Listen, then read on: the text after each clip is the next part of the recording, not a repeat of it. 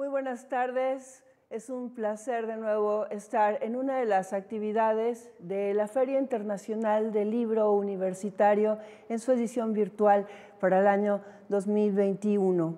La Universidad Veracruzana les da a todos ustedes la más cordial bienvenida. Y bien, para esta tarde, una tarde lluviosa en Jalapa, Veracruz, tenemos el gusto de presentar un libro extraordinario.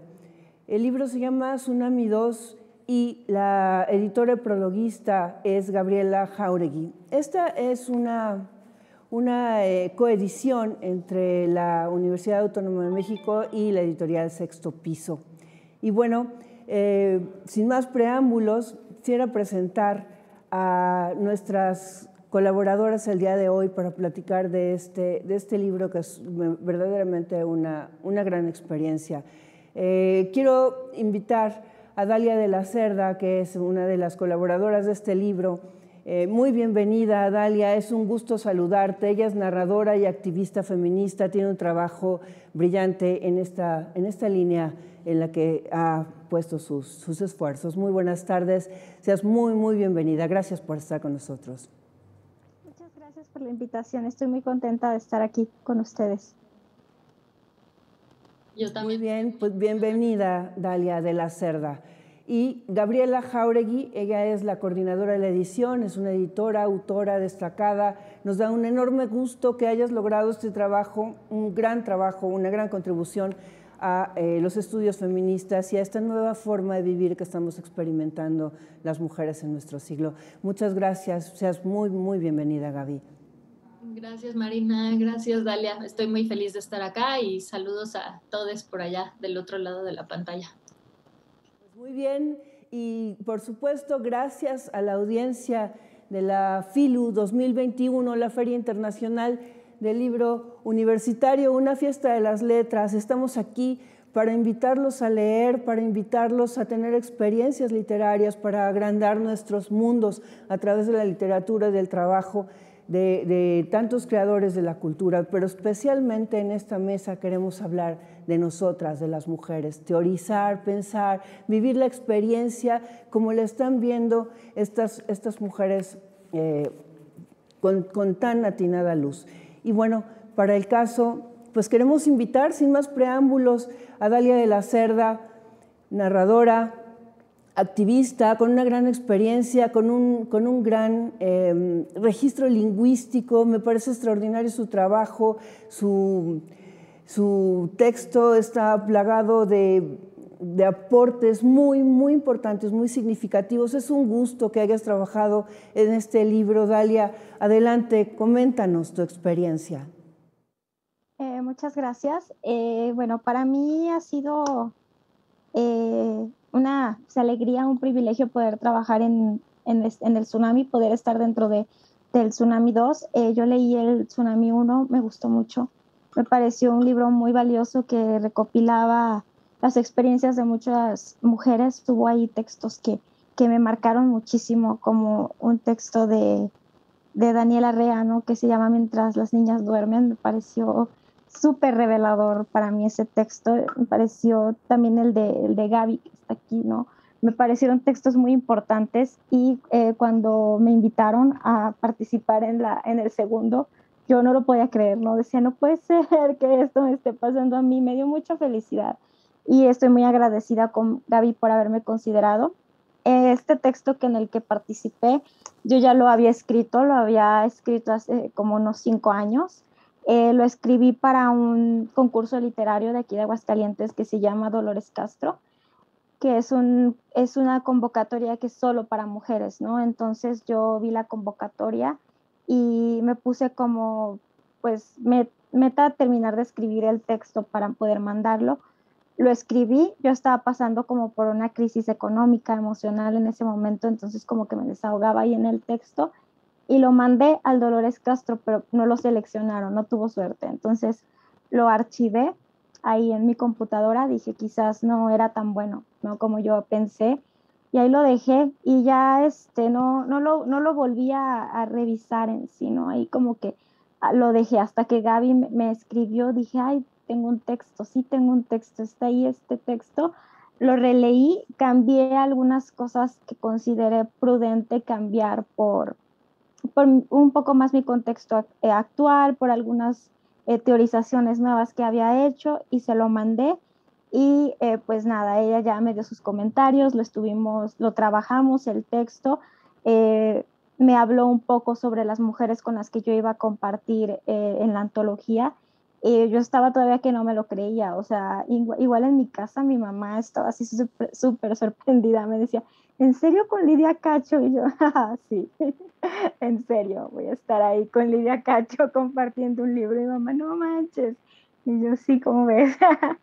Entonces, pues he estado leyendo el libro y nada, estoy súper contenta. Creo que es un texto muy diverso que habla de experiencias súper diversas. O sea, está Lidia Cacho, que es una activista reconocida, que es una activista con muchísima trayectoria, que es además periodista, pero también hay muchas mujeres que es el primer texto, o pienso yo que es el primer texto que están publicando, o que vienen de otras áreas como el cine, ¿no? Hay mujeres muy jóvenes, hay mucha diversidad en los textos y eso a mí me gustó mucho y estoy muy contenta de poder participar, ¿no? Y también sobre todo estoy contenta de la recepción.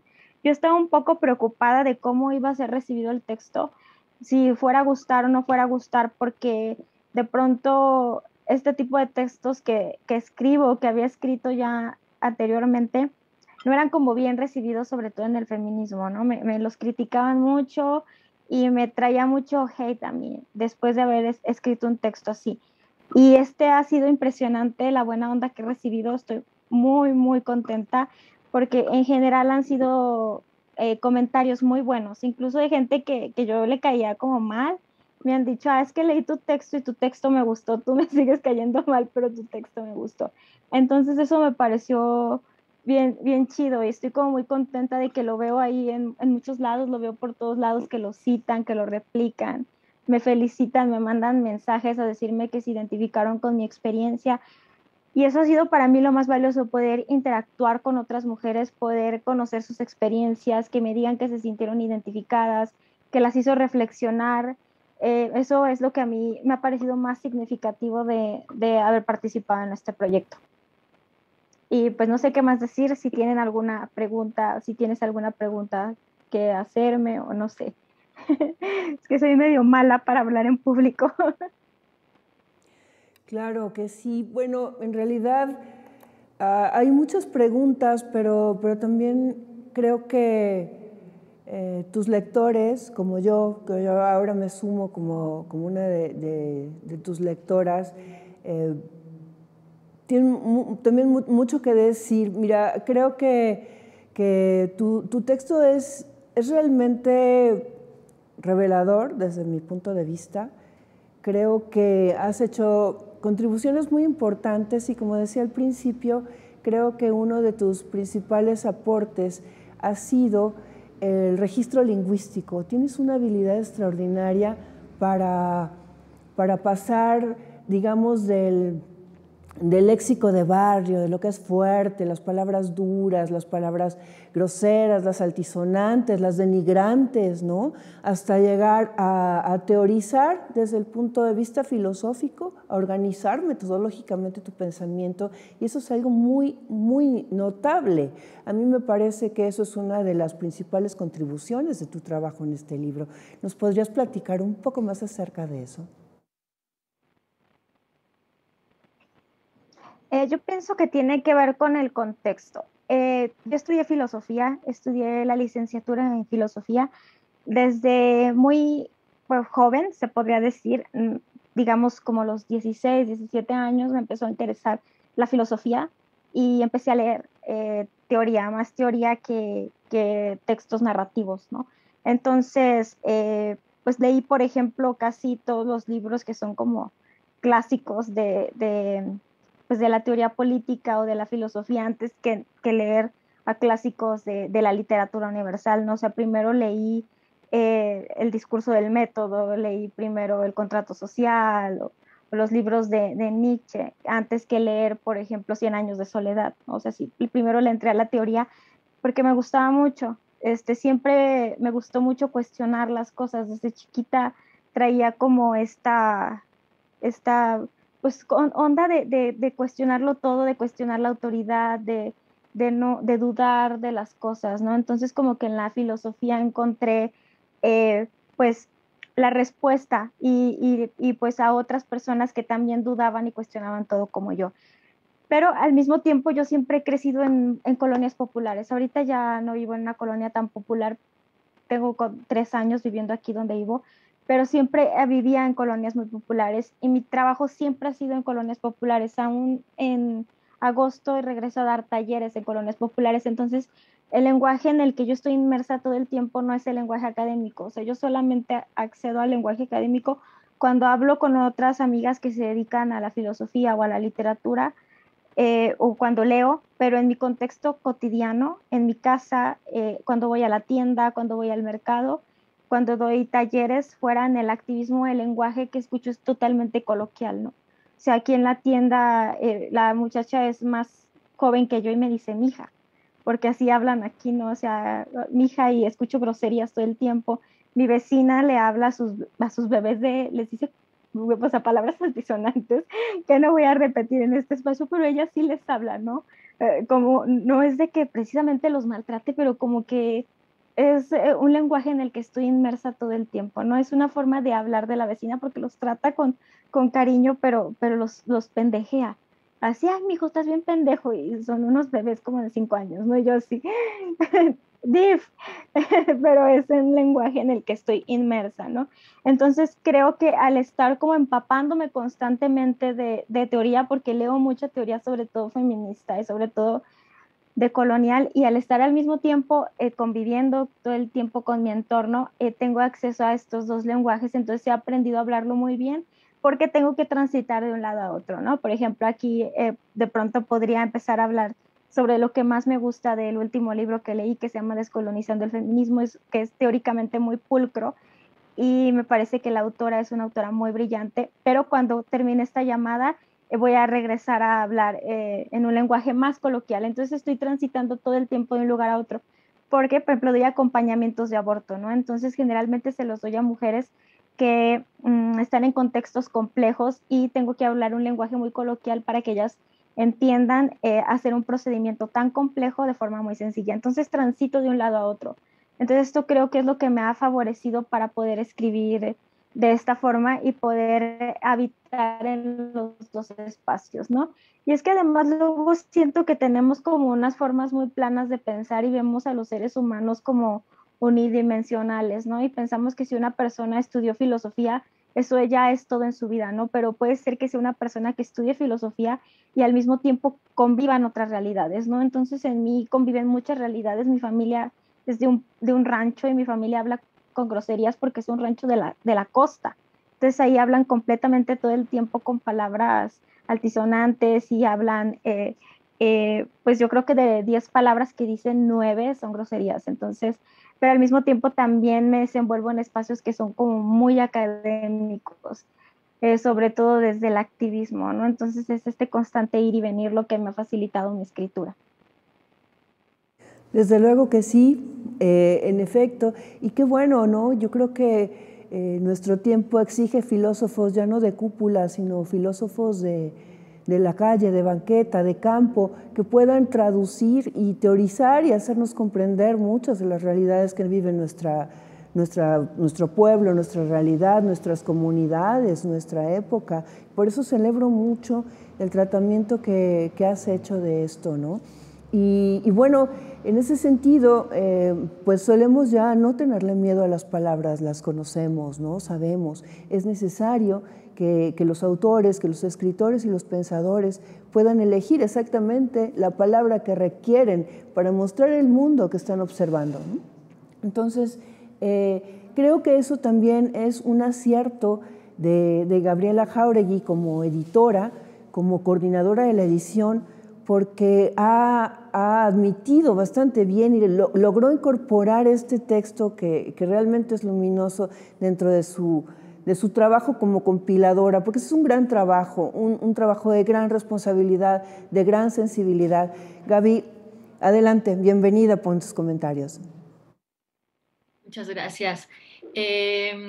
No, pues para mí es un trabajo, como bien dices, sí, es un trabajo de gran responsabilidad, pero también es un trabajo hermosísimo y muy emocionante. Es decir, yo me acuerdo cuando recibí el texto de Dalia, que fue de hecho de los primeros que recibí en esta vuelta de Tsunami 2, y dije, ¡ah! O sea, no podía yo de la emoción. Y mis coeditores, mis colegas, digamos, en Sexto Piso no me van a dejar mentir porque les dije, este libro va a estar chingón, porque dije, miren este texto, o sea, esto ya empezamos así rompiéndola, digamos, y justamente creo que el tsunami en sí, o sea, lo que hace el texto de Dalia es algo que yo siento que encarna el tsunami en sí, ¿no? Que es como un puente o una especie de mano tendida, o, ¿no? Para justamente convocar a distintas realidades, es decir, sí pensar y teorizar bien, profundamente, con cuidado, pero no desde como el lenguaje que puede ser muy excluyente, digamos, por momentos, o muy de difícil acceso de la academia, sino desde la cercanía, desde algo también muy personal, ¿no? Como desde el yo, digamos, y no desde ese como tercera persona abstracta que a veces sucede como en el lenguaje académico, que es como de ¿quién está hablando? No, nosotros pensamos que, y es como, ah, ok, ¿tú y quién? Y creo que justo estos ensayos es como de, no, pues esto me atraviesa el cuerpo, atraviesa mi experiencia, y creo que algo hermoso de todos los textos es que justamente están encarnados desde esa diversidad y desde cada una en su lugar, hablando desde su experiencia, y al mismo tiempo con una gran profundidad, eso, ¿no? Teórica, un largo alcance de pensamiento, eso, de pensamiento y de profundidad del pensamiento, y justo el texto de Dalia encarna eso, ¿no? Podemos hablar de teoría y al mismo tiempo podemos echarnos una caguama, no sé, como que también siento que pretender que han estado divorciados esos mundos, o tratar de separarlos, nos ha hecho daño a todos, ¿no? Como en la calle y en la academia, digamos, como que no están tan separados como algunas personas quisieran. Afortunadamente, Dalia es el ejemplo perfecto, pero también en sí, como que el tsunami siento que es ese espíritu de decir, bueno, podemos tal cual, ¿no? Hablar, vamos a discutir sobre Nietzsche, pero vamos a hacerlo sentadas echándonos una caguama y después vamos a ir a perrear, no sé, como que siento que eso es algo que nos hemos permitido, que se ha luchado por permitir en el pensamiento también, no es nada más algo que se ha dado, creo que es algo que, pues justamente, personas como Dalia y otras han hecho un esfuerzo por normalizar eso y desautorizar, digamos, a ese pensamiento que de pronto incluso es autoritario, ¿no? Como de la academia pura y dura y cuadrada, y obviamente si decimos ciertas palabras, o si no nos vestimos de cierta forma, o si no performamos, porque al final también es una especie de performance, ¿no? Cierta lenguaje, ciertas formas, entonces claramente no estamos pensando bien, no somos personas profundas, serias, etcétera.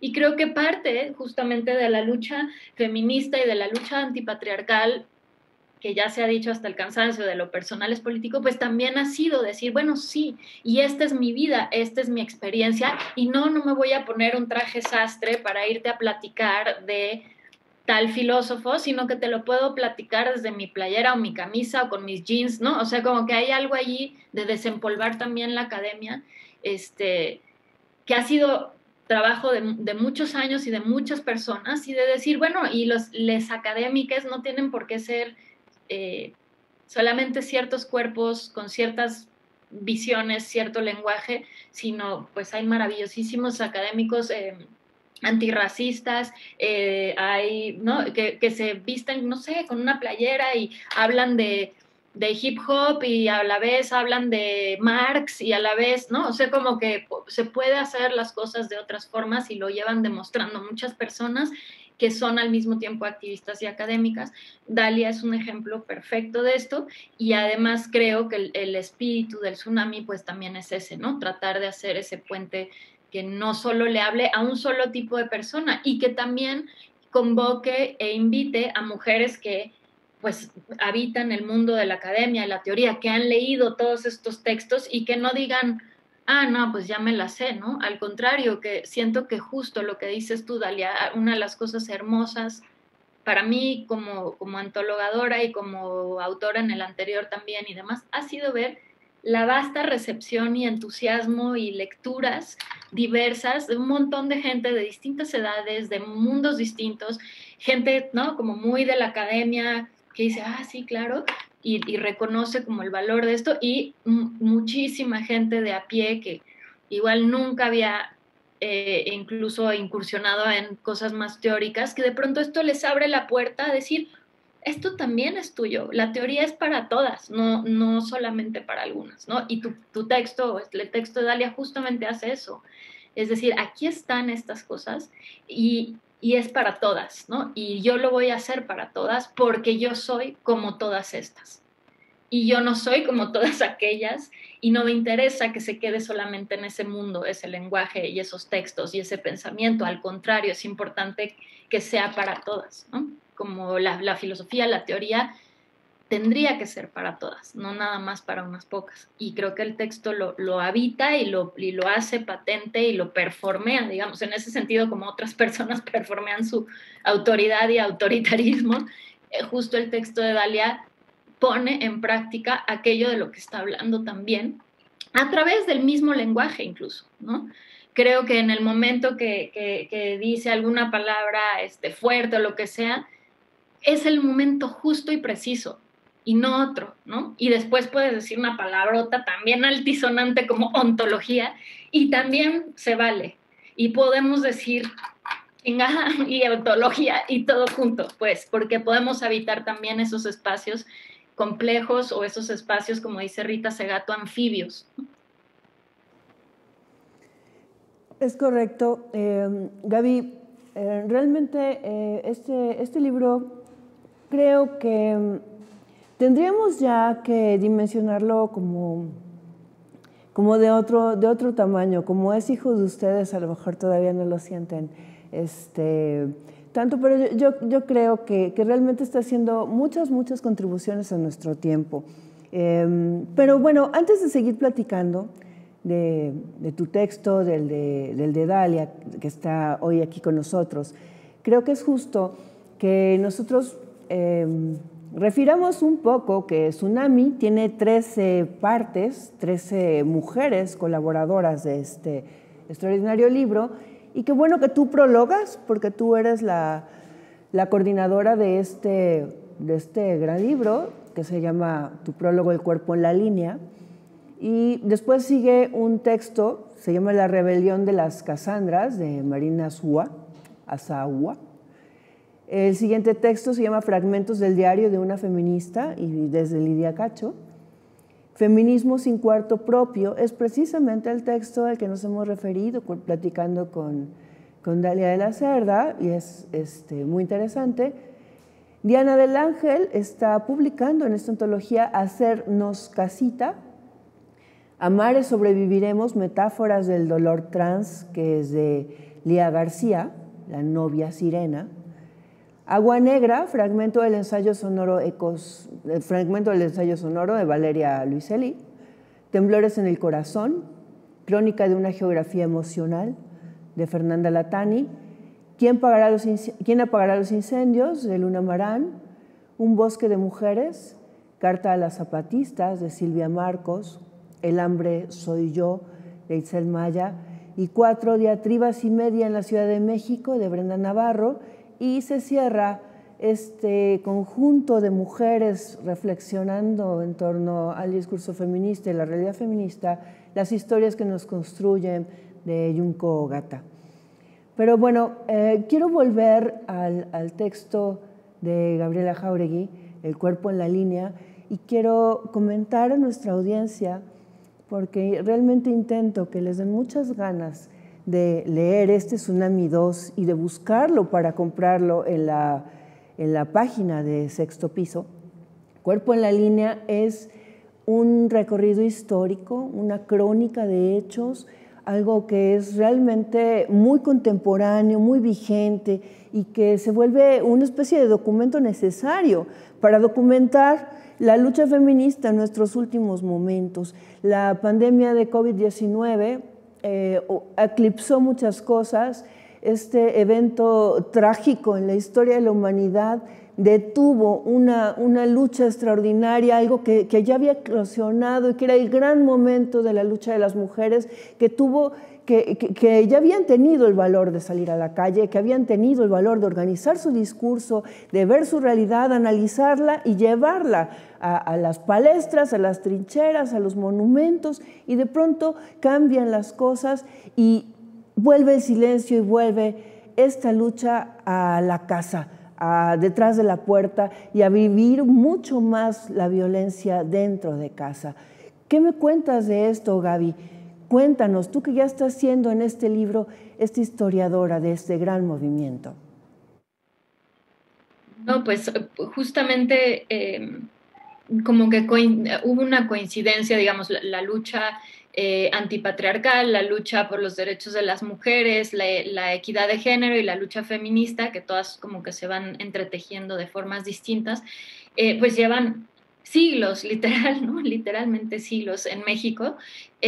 Sin embargo, hubo como una especie de, como bien dices, como una fuerza potente en los últimos años, y un poco justo es lo que hago como el recuento de varias de las cosas que nos movieron, que nos hicieron salir a las calles durante esos años. Especialmente yo hago el recuento desde que salió el primer tsunami, que fue en el 2018. Entonces, pues recordarán, justo en el 2019 es cuando empezamos todas, ¿no?, a salir mucho a las calles con más números, no que no lo hacíamos antes, pero de pronto como que hubo un momento ahí de empuje, y al mismo tiempo, como bien dices, se ha recrudecido la violencia dolorosamente y terriblemente desde ya hace varios años, y yo no creo que sea coincidencia que va a la par del aumento de la militarización en nuestro país.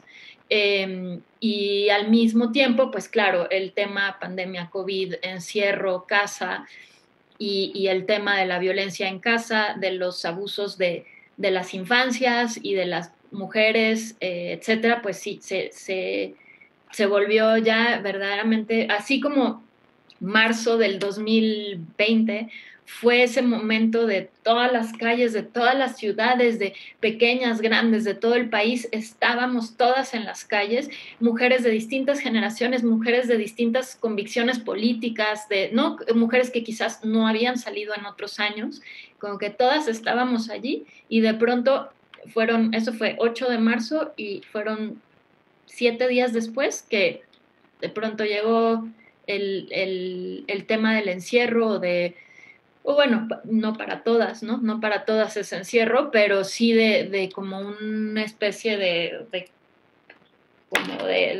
pausa muy dolorosa que se dio por temas terribles como ha sido la pandemia, pero que tiene efectos, digamos, pues colaterales o secundarios, que no son secundarios, como el de pues personas encerradas con sus agresores, ¿no? Me refiero a niños, niñas y sus mamás, ¿no?, encerradas con agresores, y todo este tema que vimos, literalmente lo escuchamos y lo vimos todo el año pasado, de cada vez más letreros, no sé si a ti te pasó, pero a mí definitivamente, me imagino que a Dalia también, en chats y en redes, como de recibir más que nunca me había pasado, letreros de se busca, de desaparecida, de dónde está tal o cual mujer, como que eso. Y pues claro, en un momento en el que las autoridades pues no si de por sí hay una enorme impunidad, pues menos ahorita están buscando personas cuando ni siquiera estaban abiertas las fiscalías para ir a levantar una denuncia. Por el otro lado, pues eso, ¿no? Como en las casas, pues todo lo que sucede en las casas y que al menos antes se podía salir un poco a hacer espacios otros o a convivir en otros espacios con otras personas, pues de pronto ahí estás encerrada, sin poder compartir o hablar. Y al mismo tiempo que sucede todo eso, al mismo tiempo, también admirable la labor de todas las compañeras, de todas las colectivas, de todos los grupos, haciendo, por ejemplo, y quizás aquí me gustaría más bien cederle la palabra a Dalia, haciendo la labor, por ejemplo, que hace Morras Help Morras, ¿no? Mujeres acompañando mujeres, vecinas yendo a tocarle a la vecina, oye, ¿estás bien? ¿Necesitas algo? O sea, como que pasamos de acciones muy grandes, muy públicas, muy en lo macro, de cierta forma, a quizás a la micropolítica de llamadas, de mensajes, de checarnos, ¿no? De otras formas de organizarnos que quizás no son en grandes asambleas organizativas, qué sé yo. No sé tú qué piensas, Dalia, pero a mí sí me encantaría como escuchar cómo lo has vivido tú como activista, el tema de la pandemia y, ¿no? Como las respuestas, porque claro, podemos quejarnos muchas horas de todas las cosas espeluznantes que han sucedido mientras estamos en nuestras casas, pero creo que también han sucedido otras formas de organizarnos. Y no sé, ¿qué piensas tú? Bueno, para mí la pandemia desde luego fue un evento dramático en la historia por la pérdida de vidas que ha habido, por la pérdida de patrimonios familiares, de negocios. Simplemente aquí en Aguascalientes se cerraron definitivamente cerca de 25,000 comercios familiares, que eran el sustento de muchas familias. Ha habido, vamos para los 3,000 muertos aquí en Aguascalientes a nivel nacional. O sea, ha sido desastroso, al menos en México, esta pandemia de que, o sea, somos el tercer lugar mundial en muertes. Entonces, pero al mismo tiempo estaba la otra pandemia, ¿no? De la que ya hemos hablado mucho, que es las mujeres y las infancias encerradas con sus agresores. El número de llamadas de emergencia se aumentó dramáticamente. Y esto creo que ya lo hemos discutido, pero también creo que innovamos en formas organizativas de cooperación colectiva. Yo creo que nos abrió la posibilidad de trabajar rompiendo las barreras de la distancia, ¿no? Para mí antes sí era un tema de la distancia, o sea, a mí me invitaban a tallerear y si era en Ciudad Juárez, por ejemplo, yo no iba porque no me gusta viajar en avión. Entonces yo decía, no, no voy a viajar en avión, y menos en camión, o sea, 12 horas, 24 horas en un camión, no. Pero ahora me conecto, como estoy aquí, y he podido dar talleres, he podido dar conferencias, he podido organizarme con mujeres de otros lugares, ahorita estoy trabajando con un grupo maravilloso de activistas que tratamos de visibilizar el activismo de base. Y pues estamos trabajando es que estamos en países diferentes, en Sudáfrica, en Brasil, estamos en Filipinas, entonces podemos por medio de pues, la tecnología organizarnos, coordinarnos. Hemos armado una campaña, nos hemos conocido, hemos tenido sesiones donde nos hemos conocido de forma significativa, como cuáles son nuestros contextos familiares, los nombres de nuestras mascotas, y creo que sin haber explorado las posibilidades que ofrece la tecnología de otras formas de organización no hubiera sido posible, ¿no? Y desde luego también está el trabajo de las organizaciones civiles. Nosotras siempre hemos hecho el trabajo vía WhatsApp, pero ahora con la pandemia tuvimos que hacer varias reuniones, varias organizaciones que nos dedicamos al acompañamiento para resolver ya no el tema del acompañamiento, siempre lo hemos hecho de forma virtual, pero el tema de conseguir los medicamentos, porque teníamos muchas mujeres que estaban en ciudades donde había toque de queda, ¿no? O que había mujeres donde estaban encerradas con sus familias y las familias eran muy estrictas y no las dejaban salir.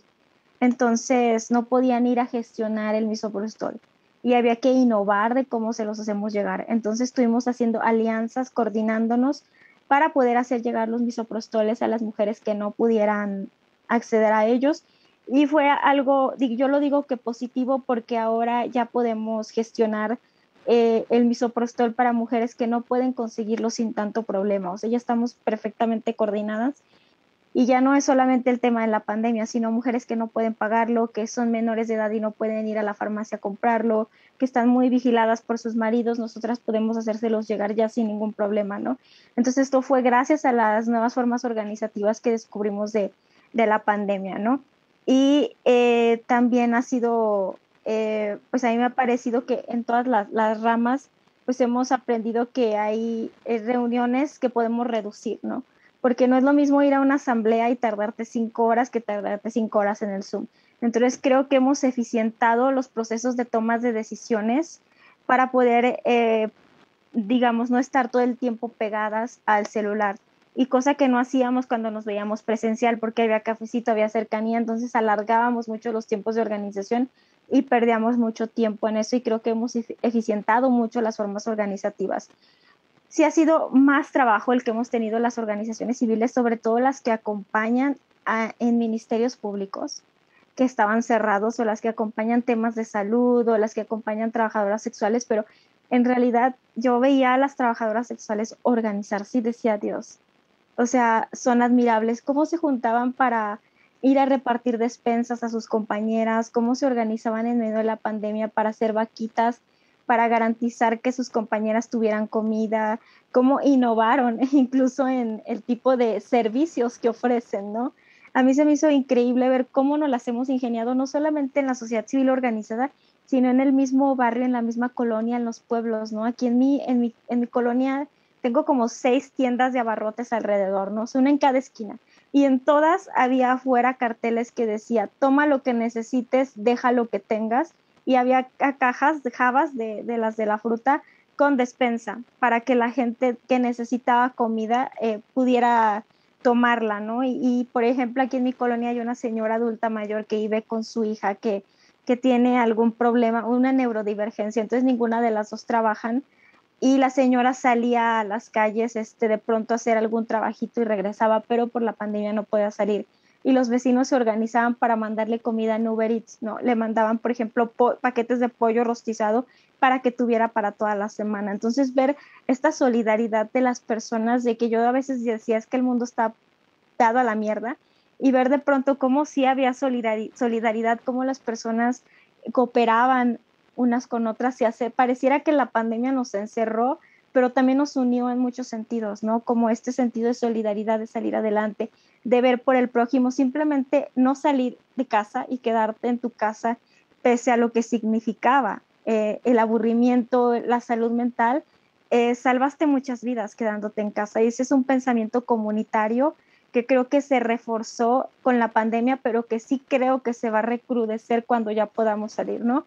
Yo sí temo que vamos a seguir siendo los mismos seres individualistas de siempre, pero por lo menos a mí me queda la esperanza que en la adversidad sí sabemos ser solidarios y sí sabemos trabajar un poquito en comunidad. Pues muy bien, qué interesante todas estas cosas que están refiriendo. Y bueno, insisto, creo que este libro llega en un gran momento de la historia. Quizás volviendo al texto de Dalia, es interesante que está escrito en primera persona, pero dirigida hacia una segunda. Eso es así muy importante. Es esa mujer narradora que emite, que se refiere a un tú, esto, tú, el otro, hace una conexión muy importante con sus lectores, ¿no? Creo que el texto de Dalia es fuerte y tiene una pluma sumamente clara, inteligente, ¿no? Eso de los registros lingüísticos es muy interesante porque, insisto, ella recorre muchos estratos de la diferencia de las mujeres en un momento y en otro. Las mujeres somos muchas mujeres a lo largo del día, muchas mujeres en cuanto a los estratos económicos, sociales, etcétera, ¿no? Creo que este texto, junto con el conjunto que está coordinado por Gabriela Jáuregui, clama por una agenda feminista, pero en el caso concreto de Dalia de la Cerda, ella clama por una agenda feminista desde los zulos, es decir, desde esos cuartos oscuros, desde el encierro, desde este encierro que acabamos de describir con la pandemia, ¿no?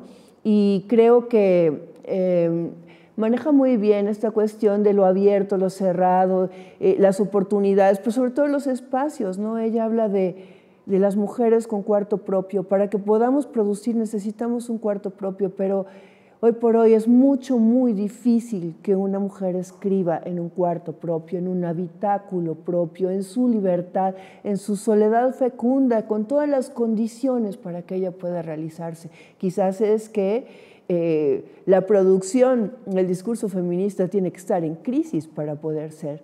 Pero bueno, finalmente una de las cosas más interesantes de este texto es que señala, describe y denomina muchas taxonomías de las feministas, de las mujeres y del pensamiento feminista. A mí me encantaría que nos platicaras esto, porque tú haces un énfasis del tipo de mujer. Si tú tienes estas características, no eres tan marginal, es decir, haces todo un estudio de la marginalidad de las mujeres, toda una estratificación del feminismo de acuerdo con las oportunidades que tienen las mujeres.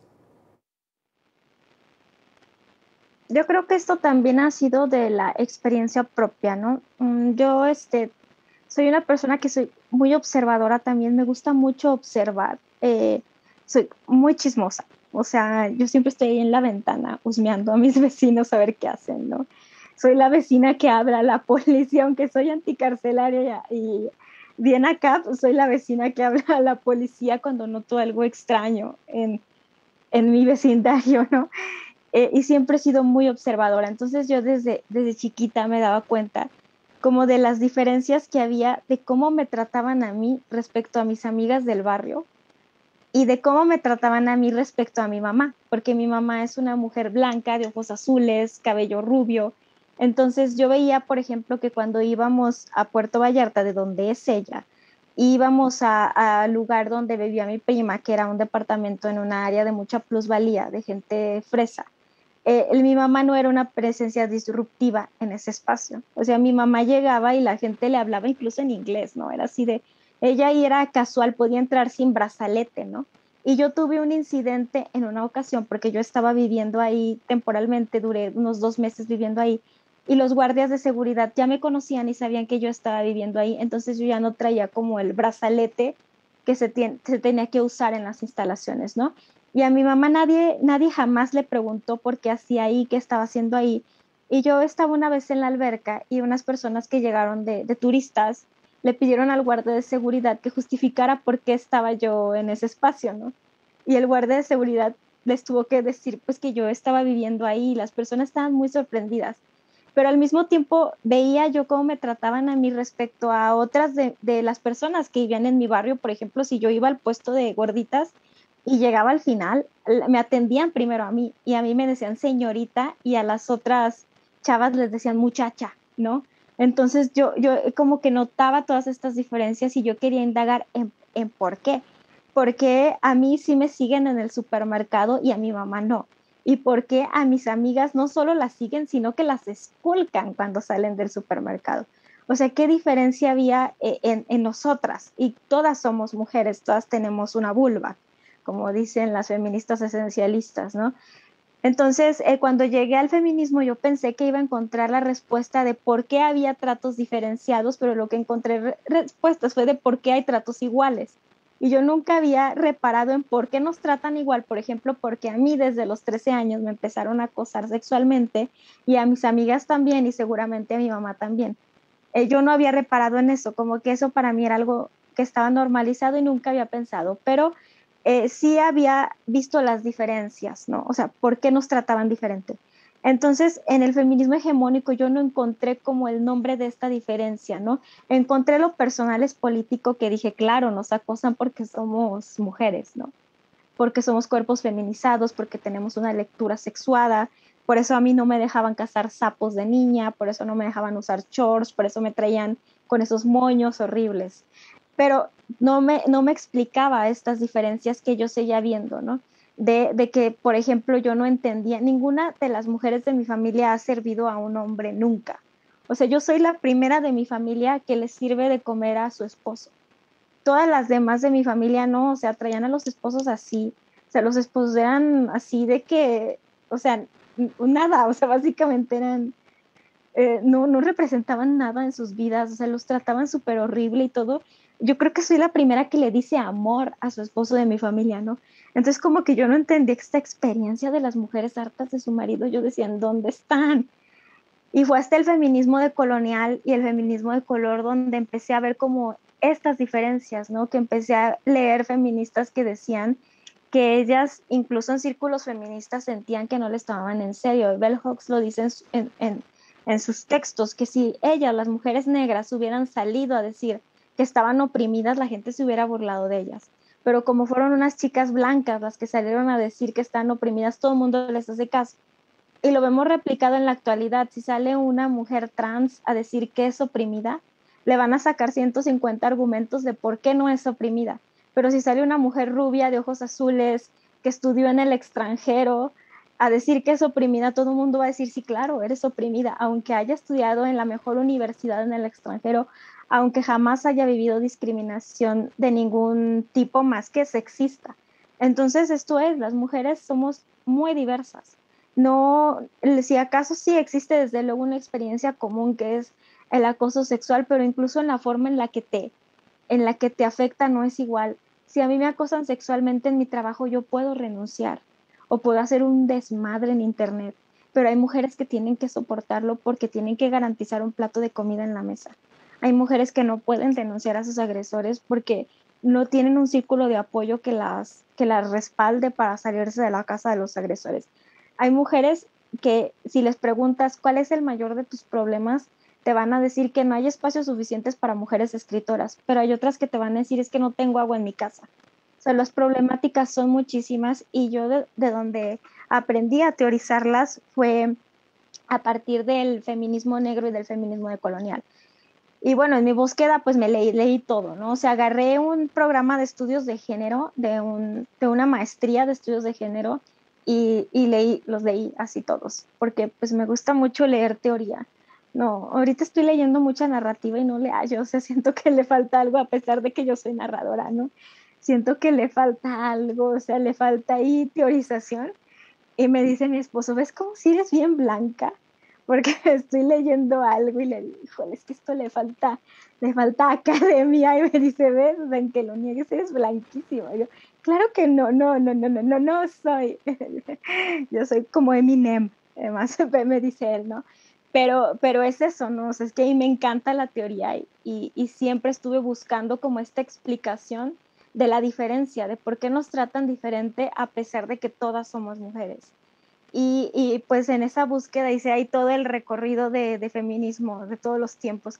Y lo sigo haciendo, sigo leyendo mucho, aunque confieso que ya casi no leo autoras blancas, salvo algunas excepciones muy puntuales de escritoras blancas que me parece que son muy brillantes y que hacen este trabajo muy interesante, pero estoy como leyendo más a autoras musulmanas, autoras indígenas, autoras como afrodescendientes, es como que mi interés principal. Y señores, ya definitivamente tiene un buen rato que no leo, a menos que tenga que leerlos por algo del trabajo, que tenga que leer algún paper o algo así, pero ya evito leer a los señores, a los académicos. Escritores sí estoy leyendo mucho, sobre todo escritores mexicanos, ¿no? Pues básicamente fue así.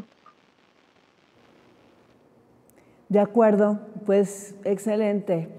Gabriela Jáuregui, coordinadora de la edición del libro Tsunami 2 por la UAMI, Sexto Piso.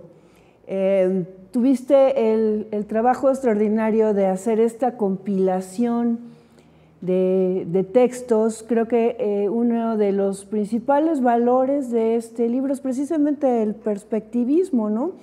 Hoy por hoy, el discurso feminista encuentra la modernidad en el siglo XXI, es decir, se siente al centro o está al centro, de alguna manera ha ganado la atención y el discurso feminista tiene como sustrato el testimonio, no hay más, ¿no? Hoy por hoy el testimonio, como en el siglo XVI, la crónica de Indias, ¿no? El testimonio feminista hoy día adquiere un valor preponderante, produce conocimiento, el testimonio vale, es decir, hoy por hoy decimos sí, yo te creo, ¿no? Entonces el testimonio adquiere un valor impresionante, inédito. ¿Cómo es que tú, a partir de estos testimonios, integras este libro? Cuéntanos un poco tu experiencia ya para irnos acercando al cierre de este encuentro. Gracias, Marina.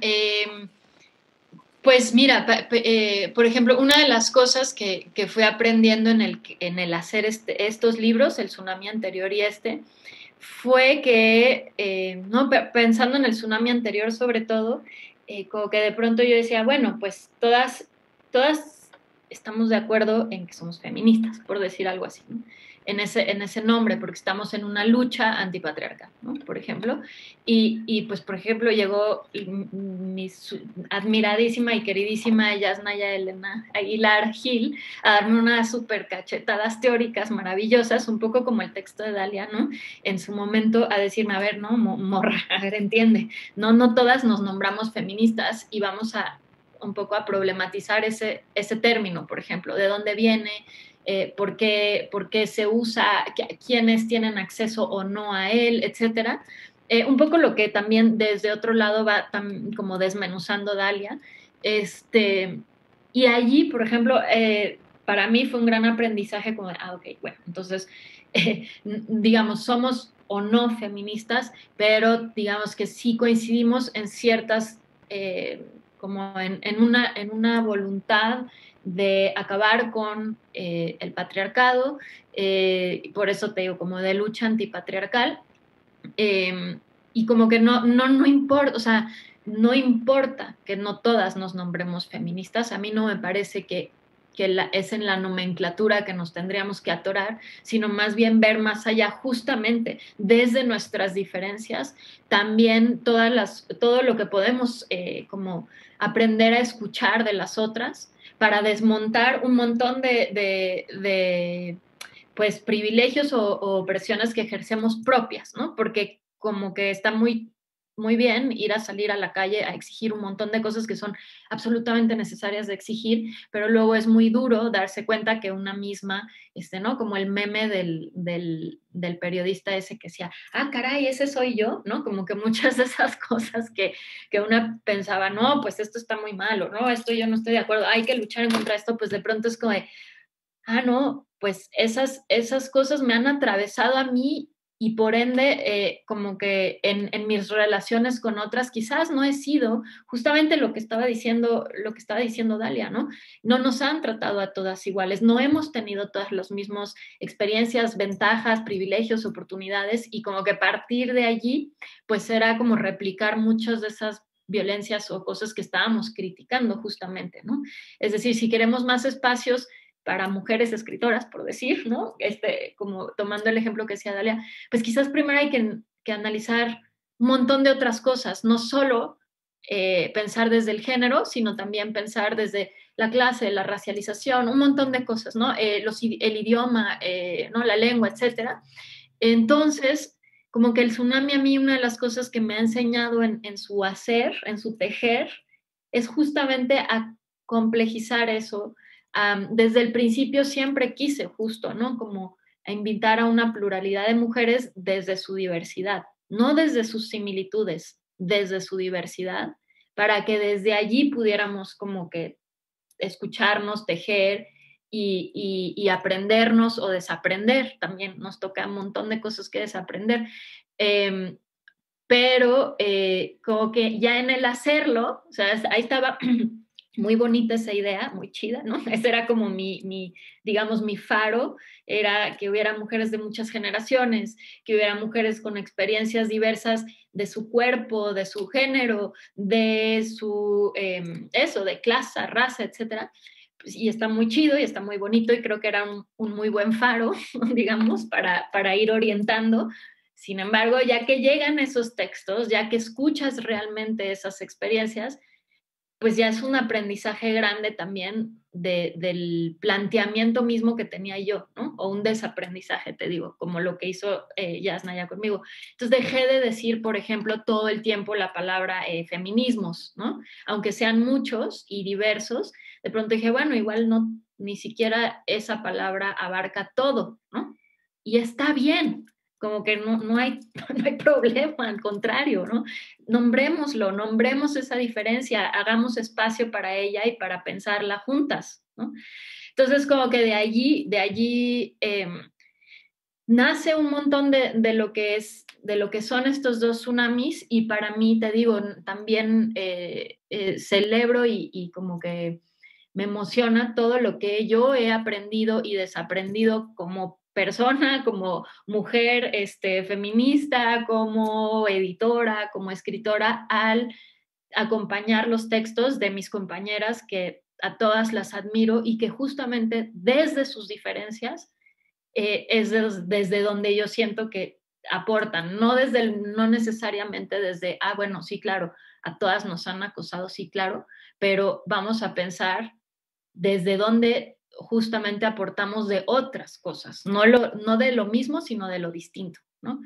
Y eso es lo que creo que también ha hecho, siento yo, que a mucha gente le llame el tsunami, porque convoca a distintas personas con un montón de distintas experiencias y que quizás no hubiesen leído un texto de una mujer trans, por decir. Y de pronto, pero sí hubieran leído, pues pienso en la mamá de Dalia que identifica de inmediato a Lidia Cacho, ¿no? Entonces es como de, pues yo sí quiero leer a Lidia Cacho. Estas otras, quién sabe, ¿no? Pero a Lidia yo sí la quiero leer porque es una mujer que ha luchado, que ha puesto ella sí que el cuerpo en riesgo, ¿no? Y ha hecho un montón de cosas para las infancias y las mujeres en este país. Va, la compro. Y de pronto te encuentras con el texto de Lía, una mujer joven, racializada y mujer trans. Y de pronto dices, caray, ¿no? Pues mira, nunca me hubiera imaginado cuál es su experiencia. Y quizás yo hubiera rechazado esa experiencia porque, bueno, si leemos, hay unas encuestas, ¿no? De, por ejemplo, si alguien le rentaría un cuarto a una persona, a una mujer trans, y las respuestas son dolorosas, la cantidad de gente que no lo haría, ¿no? Y quizás de pronto lees ese texto y dices, no, pues yo me reconozco en esos dolores, ahí sí, esas similitudes. O nunca me hubiera imaginado desde la diferencia cuántas cosas en común sí podemos tener, o qué sé yo, ¿no? Ese es un ejemplo, pero puede suceder con un montón de los textos. En el primer tsunami, el de Diana, el de Yasnaya, en este está el de Dalia, pero no sé, el de Diana, el de Fernanda Latani, que es geógrafa, feminista, del Istmo, ¿no? Y que habla de su relación con su madre. Pues todas tenemos una mamá, ¿no?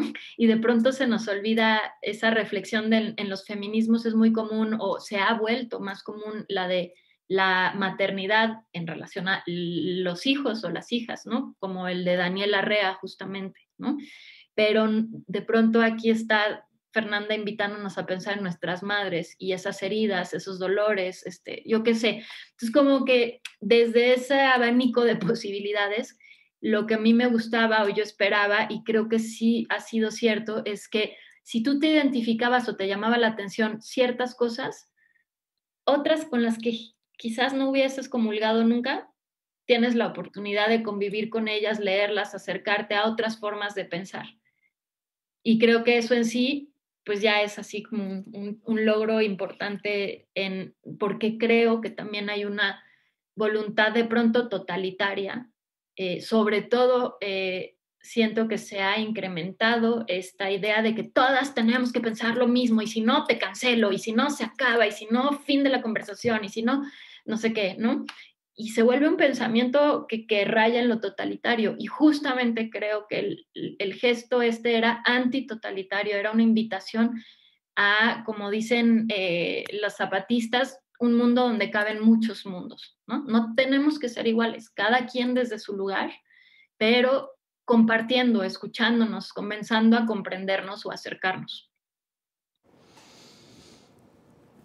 Gabriela Jáuregui, coordinadora de Tsunami 2, muchas felicidades, ha sido un placer platicar contigo. Gracias, Dalia de la Cerda.